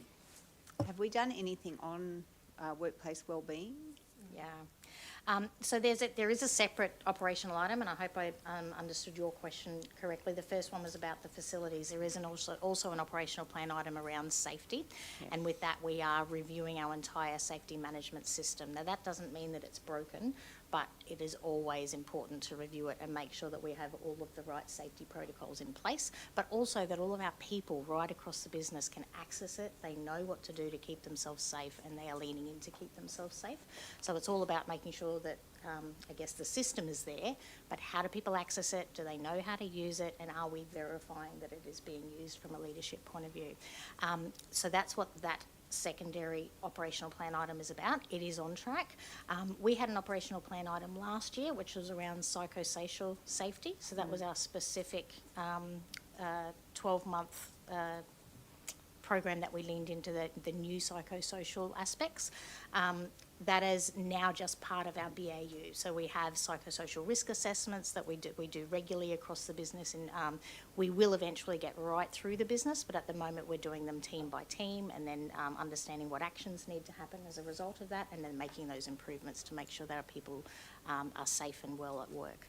We also have a wellbeing program as well, which is supported by our Wellness Action Team, which is a team of employees who look at the different programs that we have, such as we'll have the blue November is Movember, so the organisation is supporting Movember. Last month it was the pink shirts. We'll have various campaigns that happen across the business, and then we have all of our employee value proposition benefits, such as our health benefits and the discounted gym memberships and all those kinds of programs as well. No, that's great. In terms of that program and this one, when you're surveying, how's the surveying being conducted? Like who, and do you do a breakdown of, you know, where they're responding? The psychosocial risk one? Well, both of them actually. What do you mean both So, of them? Sorry, I so just for need to this understand. latest data here, are you surveying for that? Which page are you on? I'll For just all make these. sure I answer you correctly, sorry. Oh, no, I was just wondering when we're looking at, the data, how you're collecting it. But look, let's just go to the wellbeing one. Yes, When you okay. do that, do you capture where people are actually doing the surveys, how they're doing the surveys, their sort of... So there's probably a couple of different things there. The first is the psychosocial, I always struggle with that word. The psychosocial risk assessments, and they're a risk assessment that's done one-on-one. So the leader or the general manager or the safety team, it does depend. We have a tailored approach. So depending, the importance is that when we do these risk assessments that the person we're talking with feels safe. So we will tailor who and how we deliver them, but they're always a one-on-one. So we know exactly who we're speaking to, we make the environment as safe as possible, and then we go through the risk assessment to understand what are the types of risks that this person has in their day-to-day work, because there are different risks. You know, we have employees who potentially work in an environment where they have the same types of risks every day, such as a local laws officer, that sort of thing. There's also some hidden risks that people don't realise, such as in some of our libraries and some of our other public spaces as well. So it's around the role that they do and what risks they might be exposed to, as well as the team environment and the organisation as well. So it covers all of those aspects. Then we, as a result of the team's results, then we'll work out whether there's actions. You know, there might be some specific risks that we haven't been aware of that we need to put some mitigations in place for, or there might be some other issues that we need to address as well. Then we've got the culture survey, so that's more of a risk assessment, and then we have our culture survey, and that survey is anonymous. However, we do, if we get a minimum of 5 people in a team, then we do get the data to show us where that has actually come from, but we do not ever see exactly who has said what or where. Yes. Sorry, Colleen, I don't know if Councillor Wagner, might be something you're referring to, but last year we did do that broader survey in terms of psychosocial safety of the organisation, which indicated some of the trends, and some of that was about interactions with members of the public. That might be what you're referring to, sort of precursor to this. Yeah. So that was a Queensland Workplace Safety Queensland survey that we did right across the business, and that was an anonymous survey. That's the way that one runs. So we weren't able to see where those results came from, but we were able to see certain trends that we need to focus on. So among all these surveys, we do assess people, to make sure that they're sort of happy and content in the workplace, and that they're not being bullied or harassed or feel uncomfortable, or when a survey is being done and you're doing it in a team that's small, some people won't put their hand up and say, I want someone else, because they know what, the boss is going to know what it's about. I suppose that's what I was just... It's probably a combination of things, because you're right, sometimes people will be very upfront and honest with us and tell us what they're experiencing, and then in other cases they may not. So it's a combination of things that we use, and we actually work with our business partners to try and identify some of those trends and highlight those to the general managers. So you've got culture survey data results that can tell you what's happening at a higher picture, and you can even narrow that down into areas and say, these people are having a lot more fun in the workplace than these guys, so there's something happening here, we need to support them more. And then you might have HR and IR trends that you also look at. You've got safety data trends that can also be indicators. Then you have these risk assessments and the various surveys. So there's a lot of ways that you can, it starts to become obvious if someone's really needs more support. Yeah, excellent. No, that's great.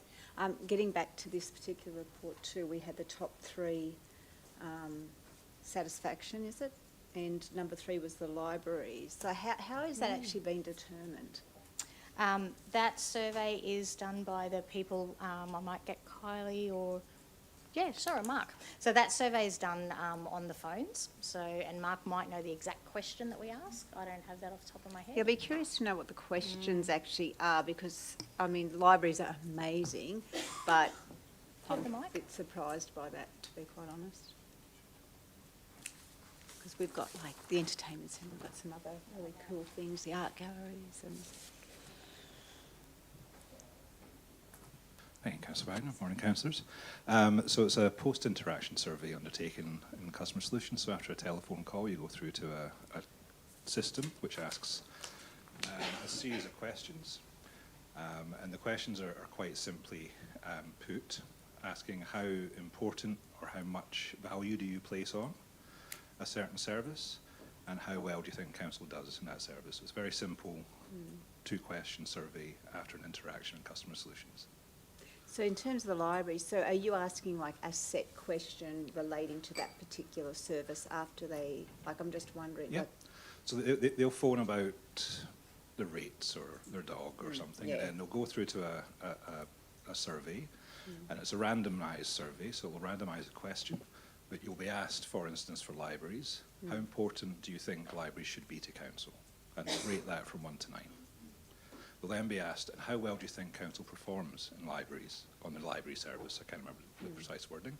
Then you'll be asked to rate that as well, and that's what contributes to that. So it's quite a significant sample survey. It's about 1,800 people that contribute to this every month. do we ask them other questions like how important is the art gallery, or how important is the GECC, or how important is Tondoon Gardens? Or, yep. So Not to that granular level, but how important do you think community and cultural activities are, and how well do you think council does for them? How well do you think footpaths, how important do you think footpaths are, and how well do we do? How important do you think roads, sealed roads and unsealed roads are, and how well do you do? So we get all those metrics across, I think, we about ask 12 this areas. specifically for the libraries though? We do, yes. So are there any other assets that we have or facilities that we ask that same question? I'm just curious because it is surprising. I mean, our libraries are amazing, I get that, but we have some, I'm surprised at the results, because if you look at library usage per population, it's probably not consistent with what the actual, if you're looking at individual users of the library, not same users, that would not be consistent with usage. Sorry, I'm just trying to get my head around it. And I'm wondering why we're doing it with the libraries and not, say, the entertainment centre. Well, the entertainment centre has its own. This is maybe more Kylie's area to answer.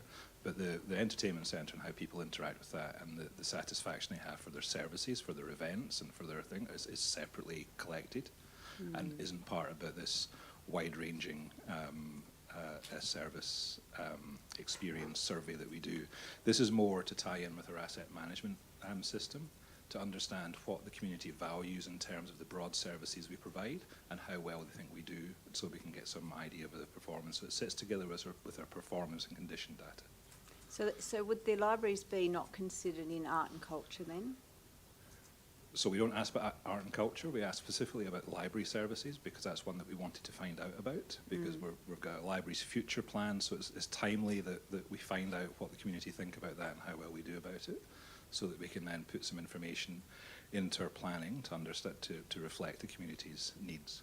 So the 12 elements that we've chosen across roads, so we ask about roads, we don't ask about transport, we ask about footpaths rather than transport, we ask about parking rather than roads as well. So there's some, we go granular in some and not in others, but it's a plan to run this for around about 12 months to get a good comprehensive view of what the community values in terms of the services we provide.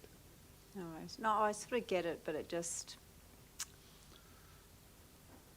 The library one is sort of, to me, fairly specific. Well, just to be clear, it may be presented in a ranking way there, but it's not. We're not asking people to rank. We're asking how important they think the service is, how much they value that service, and how well do you think we do. All right. And then it's presented. Those are the only 2 questions they would receive. They're not saying, is it better than our roads? Is it better than the gallery? It's just about those 2 questions, very short, sharp survey, and again we get a good sample back, and that gives us this. We may present it as a ranking to say that of everybody asked, they said this in this way, but it wasn't a comparator. I think maybe that needed to be quantified, that it's not then necessarily a ranking against other things. That's And great maybe feedback, this yeah, way. but But yes, thank you. Sorry, and sorry for asking, but it just seemed a bit. Do you want to add anything, Thank Hayley? you. Appreciate it. Thank you. Councillor McClintock, then Davis. Just a quick comment to say I think this is a great way for members of the public to keep up to date with what it is that council does. The question that no doubt all of us face quite often is, what on earth do I get? Or what are you doing with all of this rates? This is a large portion of that and gives a great story to a lot of the great work that goes on behind the scenes. So I'd just like to encourage community to look at this report. It will be available online soon. There is a link in the agenda notes if you want to get onto it right now. I think I threw something up on my Facebook as well, but yeah, great report, thank you. I'd just like to move that the council endorse the 2024-25 operational plan for Q1 performance report. Thank you. I got a seconder in Councillor Goodluck, and then Councillor Davis has a question. Thank you. Thanks, Carly. Just with the website visits, is there any feedback that the website's getting easier for the public to access and find the information?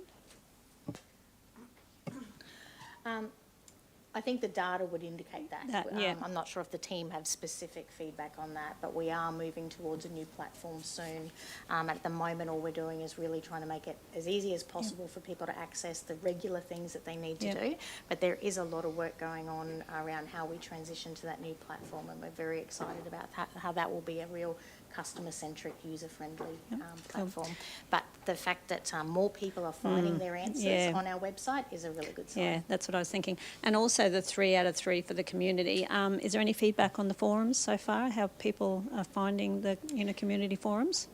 The only feedback that I would probably suggest, and Kylie's team might have something more formal, but I know from being at them how many times we are thanked for being out in the community and for being there and having that open conversation with them. It seems to be really valued, and they love the fact that councillors and officers are there and getting out into their communities before making decisions. So I think it's, I see that it's been very well received. I'm not sure if Kylie, you have any formal data? No, not yet, no. Okay. I'll just share that Kylie said nothing formal, but the verbal feedback is the same. Yeah. Yeah. Okay. Lovely. Thank you. Thank you. Any further questions? Have a mover in Councillor McClintock, second in Councillor Goodluck. All in favour? Thank you. It's carried. We'll move to 4.2. Thank you, Leka. Thank you, Carly. Move to 4.2, which is the appointment of youth representatives to the Phillip Street Community Advisory Precinct or Committee. Hand over to the General Manager of Community and Lifestyle, Carly Lee. Welcome, Carly. Thank you, Mr Mayor. Good morning, Mayor. Good morning, councillors. I've got Jacqueline Iwasaka with me this morning. Jacqueline's our Community Development Specialist and also the Secretariat for the Phillip Street Advisory Committee. So thank you, Jacqueline. This report seeks Council's endorsement to appoint 2 youth representatives to the Phillip Street Communities and Families Advisory Committee. The Community Partnerships team, under the guidance of the committee, proactively explored options for the youth representative on the committee. This was a vacancy that was for about 6 months that we've had a vacancy in our youth area. Nara Kennedy is the First Nations trainee with Headspace Gladstone, and she was recommended to join the committee. As Nara is a trainee, we were also requesting that her manager, Kerry Meyer, will jointly represent her on the committee as a valuable mentoring and leadership experience, whilst also providing advice on young people throughout the region. As a result, we're requesting a small change to the terms of reference for the advisory committee, increasing the membership from 8 to 9 members. I seek your endorsement of feedback. Temporary change. Sorry, I have Councillor Holzheimer first. And you want to declare a conflict again? Okay. Sorry, I overlooked this one too, but I'm the chair of the Roseberry Headspace Consortium, and Kerry is the General Manager of Headspace. Nara is on our committee, and as such, I'm just going to, that register is on my register of interest, so I'm going to leave the room for this one. Okay, that's fine. Thank you. Got Councillor Holzheimer, then Councillor Wagner. Thank you. I know how much extra work you had to do to find somebody to represent this group for us as well. So really appreciate that. And I would like to move that we adopt the recommendations to add an additional person as well to the Phillip Street. Thank you. I have a seconder in Councillor Patrick, and then I have questions from Councillor Wagner and McClintock. I just want to say, yes, well done. That's all I'm going to say, well done. I mean, to get them in there and to have Kerry there to provide, I suppose, some mentoring as well, I think that's a really good move. I know it is a fairly big group now, that's probably the only concern, but no, great job, thank you. Yes, it is a big group, but it says temporary change. I like that. Councillor McClintock. Mine was just a point of clarification I couldn't find in the summary there. So Kerry is also within that demographic of the youth and young people, or she's just there as a mentor role to the youth representation? I was just curious if we're getting a 2-for-1 deal there. No, she's not in that age bracket. She'll be there as a mentor, but also that she works with a lot of youth and will be able to bring that perspective as well. Yeah, I think that's fantastic. Brilliant. No, thank you. Thank you. No further questions, councillors. We have a mover in Councillor Holzheimer, second in Councillor Patrick. Put the motion all in favour. Thank you. And thank you, Kylie, and thank you, Jacqueline. Councillor Goodluck can return to the room.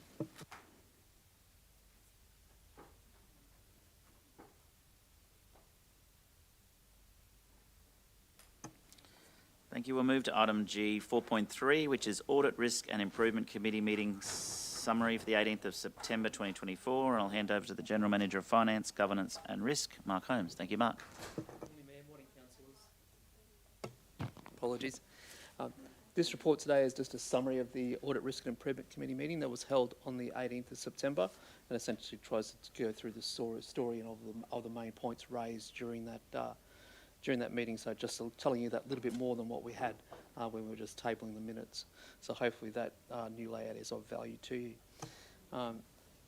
You'll see that there was a lot of reports presented from across the business, and that the team endorsed for audit the annual financial statements that have now been since signed off.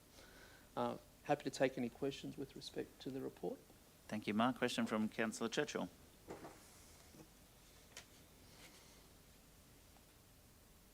Yeah, thanks for that, Mayor Matt. Thank you, Mark. Just in dot point number 4, and without breaching any level of confidentiality, you've mentioned in there in F that the committee expressed concern regarding the capital expenditure. Are you able to just give a brief indication of what that concern is? I wasn't present at the meeting, so I might have to throw to someone that was there. My understanding and my concern would be actually the progress at that time, because that was actually talking about our previous monthly financial statements. I'm not sure whether Tanya could answer that question at all, as who was acting in the GM/FGR role. Councillor Churchill, I can confirm that it was just in relation to the slow start to our capital project expenditure for the year, so not unusual for this time of year. Okay, then thank you for that. That clarifies that. In dot point number 6, you've indicated in there in the first dot point, and that's in relation to the committee's self-assessment survey. Now, I know I and probably all of my colleagues participate in a survey of the ARIC committee and getting that feedback, but it says in there that they're going to redo the survey in early 2025. Is there a reason why? Was that because they were not satisfied with the response from the survey? Are we not, unanimously participating in the survey? What was the reason why they're going to have to do another one in early 2025 when we just did one? I'll ask our committee members to answer that. Councillor Wagner or Patrick? Yep, I'm happy to answer that question. Councillor Churchill, it appeared that there were only 2 councillors that actually did the survey. Oh, okay. So we have asked for it to be redone, considering that there is now a new, 8 new councillors and a mayor. We've asked for that to be redone. Thank you. All Councillor right, Wagner. well, that's okay. Thank you, and I'm pleased you clarified that publicly because we need to actively encourage participation in providing those responses, whatever they may be and whatever the opinions may be at the time. But all right, thank you for that. Councillor Wagner was and adding the other, Councillor Churchill, sorry, Councillor Wagner was adding to your answer. Yeah, sorry, Councillor Churchill. Not only that, there's a change on the AREC committee. So 2 of the sitting 3 members are outgoing, and there'll be 2 new ones. If they're not there already, there'll be 2 new ones. So they want to set a base, I suppose, for future. okay then. Is it only the elected members that participate in that survey? Just if you could just clarify that point. Councillor Churchill, sorry, that is actually the committee members. So that includes our external and our 2 internal members. And it wasn't just councillors who didn't respond. There was some external members that didn't respond to that survey as well. Okay then, lovely. Thank you for that. And my last one, thank you for this, Mayor Matt, is in dot point number 8. You're indicating, and then this is perhaps a question back to our General Manager or perhaps to CEO. In relation to the transformation program report regarding a number of consultants, the consultants' roles, and then appointing another consultant being engaged to deliver the work management program and a consultant to undertake a data cleansing and asset register migration. Do we not have anyone internally that could do this, or is this a particular area of expertise that can only be sourced from outside local government? Thank you, Councillor Churchill. It's Mark Francis. Oh, thank you, Mark. The answer to the question is the latter. It is a specialised piece of work. In terms of the complexity and scale, so the data cleanse has looked at northwards of 9 million records across the asset register, and has put them through a process to cleanse them and prepare them for migration. So it is specialised work, it's technical work. We're delighted with the consultant that we have on board, and that was the tone of the discussion, that we're very keen to be able to have people who have been partnering with us on the journey to help us to complete the journey, and we're happy to say that we're mere weeks away from going live with our asset register, and thereafter from getting the benefits of our work management system underway. Awesome. Yeah, lovely. Yeah, no, thank you for that, Mark, and that sounds very exciting. You said only a few weeks. What do you call a few weeks? 2 weeks, 3 weeks? 4 and a bit. 4 and a bit. Thank you. I appreciate that. That's all. Thanks, Mayor Matt. Thank you. Any other questions on this report? No further questions. Can I get a mover of the officer's recommendation, please? Thank you, Councillor Muscat. Seconded, Councillor Holzheimer. All in favour? That's carried. Thank you. And the next item is 4.4, which is a cancellation of general meeting 7th of January 2025. But the recommendation is for more than that, I think. It was for all the first Tuesday in January for the rest of this council term. I'm happy to move the recommendation. Second, Councillor Goodluck. Any questions? We never meet in the first week of January. Yes, thank you. And with the motion, all in favour? It's carried. Thank you. The next item is our Councillors Report. Thank you, Mark. Councillor Reports. Are there any Councillor Reports? I don't think there's any written Councillor Reports. Do we have any verbal Councillor Reports? Councillor Wagner. Yeah, just the World 1 metre that you discussed earlier. I did attend that. What I wanted to say is the work that was done down at near the VMR, or what is now called Marine Rescue. Marine Rescue. The feedback from the competitors, they said, like, to have 10 members. This club here has 10 members, and we ran our first World Championships of anything in Gladstone. People were absolutely flabbergasted, really. They said the accommodation was great. What this city offered was unbelievable. And I think, so the long-term benefit from council and our sponsorship and support of the event as well is that I think it has really reflected well on Gladstone, and a lot of people indicated they want to come back and actually look around, look further afield. Didn't hear one person say anything negative. They were unbelievable. People from all over the world I spoke with, and Yeah, so congratulations to the Coopers and Cooper Mackenzie Marketing too. The venue, everything was first class. Unfortunately, it was one of those rare times where Gladstone didn't have any wind on the first day of competition, and so it was delayed a little bit there. So there was a bit of a worry there for a while. Some of the competitors also said that they only race on fresh water. So when they came here to do the salt water with the tides, we had big tides at the time too. So there's a few challenges to that. But look, wow, hats off to all those 10 members of that organisation, everyone who volunteered and was present as well. So congratulations. Yeah, and they said at the closing ceremony of the presentation of the awards that Gladstone certainly set a new benchmark of how to run these competitions in years to come. Absolutely. Yeah. Any further council reports? Councillor Patrick. Thanks, Mayor Matt. Last week, the days are just going into one another. It was last week, some of us councillors and leadership team had the privilege of going over to ConocoPhillips APLNG plant. I just wanted to take the time to thank APLNG for inviting us, firstly, to be over there and to offer us a first-hand look at the advanced processes and technologies that powers one of our region's major energy projects. We all came away with a lot more knowledge in terms of the energy production and exporting of that energy, and how they support our local community as well. So just wanted to give a shout out to them and thank them sincerely for hosting us. Thank you. I've got Councillor Holsheimer, then Councillor Churchill. Look at us go. Rachel, I do have these in notes I can send through to you for mine, so I just didn't get them sent.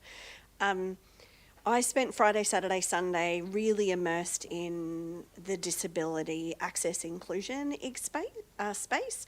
So Friday was, I think, the third session that GRC staff were invited to for Welcoming People Well was the name of the workshop, and that was looking at how we offer access inclusion for people with disabilities within the GRC for being employed, and some areas for us to start having some more conversations and really exploring that. And it was a real pleasure to be a part of that and finding out that we were actually the first council to put up our hand to say we want to be a part of that. So that's something to be really proud of, I think, as a council, and to know from speaking with Stephen from QDN that we're one of the leading councils as well, like he said off the record, which I'm putting on the record, that we're probably in the top 5 in regards to being in that space as well as a council for access and inclusion, which is really exciting and something we should be proud of. Then I went to Brisbane and for Special Olympics, and we had our state conference, and we focused a lot on unified leadership, which really works well and aligns with some of the learnings on Friday. And unified leadership is where people who don't have a disability, because Special Olympics focuses on intellectual disability and autism, so people who don't have a disability learning how to be leaders alongside people with a disability, and how we can step up and learn and grow as individuals, so that when those people actually enter our space, whether it be in sport, organisations, we're prepared, and that we can actually provide the best experience and support and nurture those leadership skills for people living with a disability. So it was a real privilege to be a part of that as well. So yeah, but I have that in notes for you as well. Thanks. Thank you. Councillor Churchill.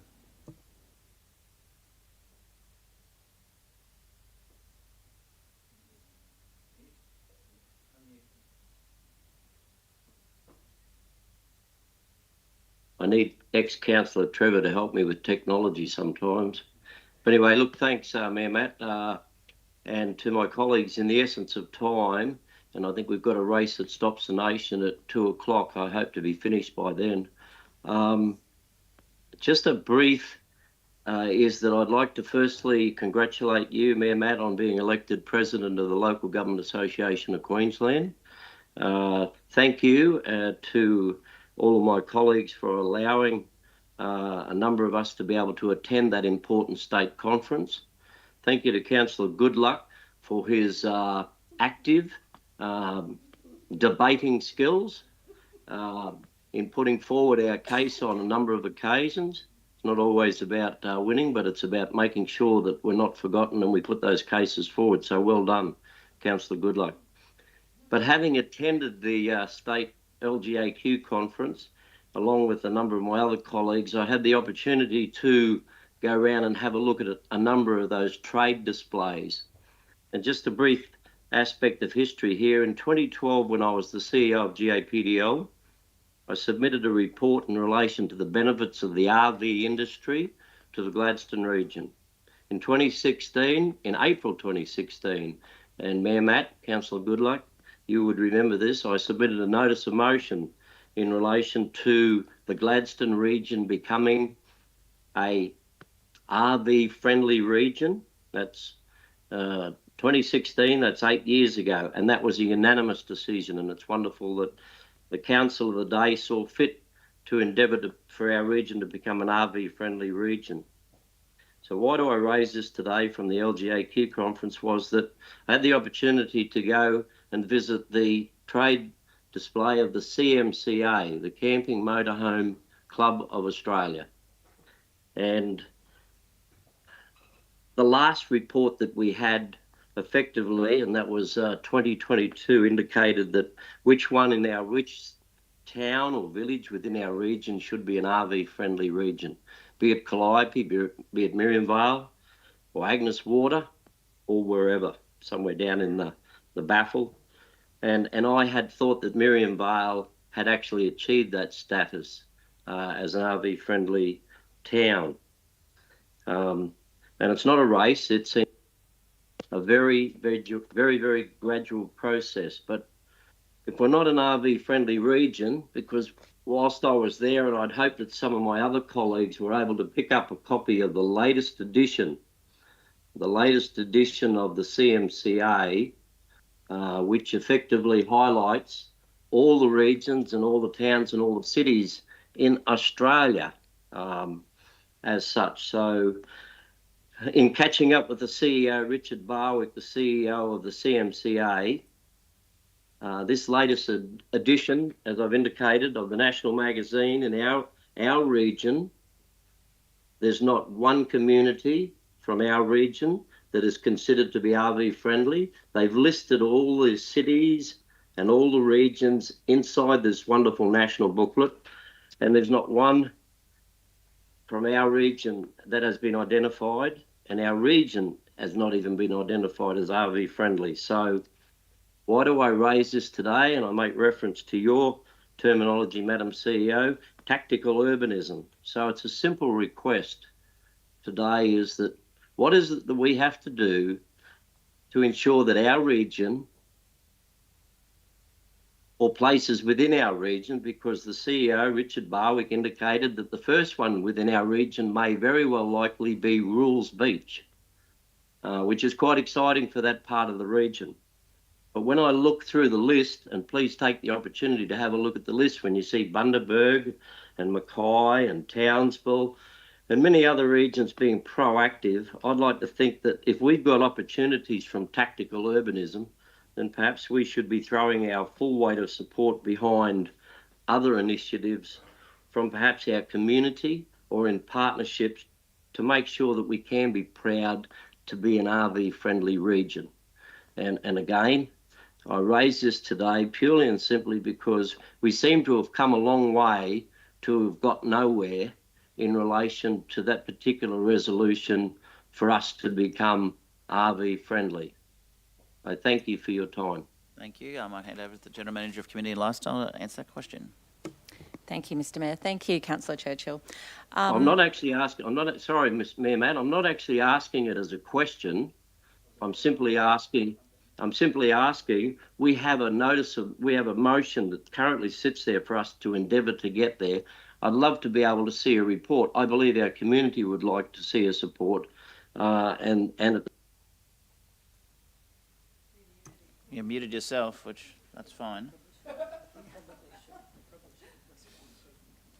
I think it deserves some kind of response.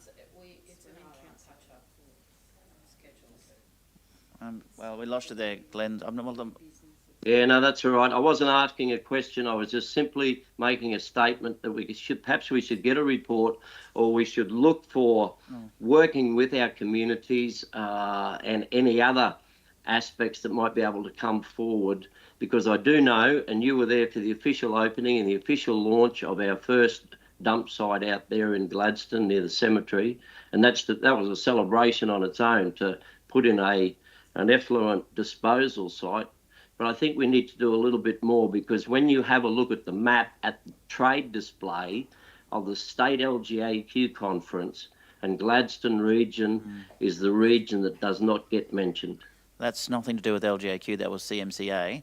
I understand that. And if they don't put us on the map, that's something that obviously Kylie's now going to bring a report back on, but I drive into Miriam Vale often, and there's a big sign there that says RV friendly town.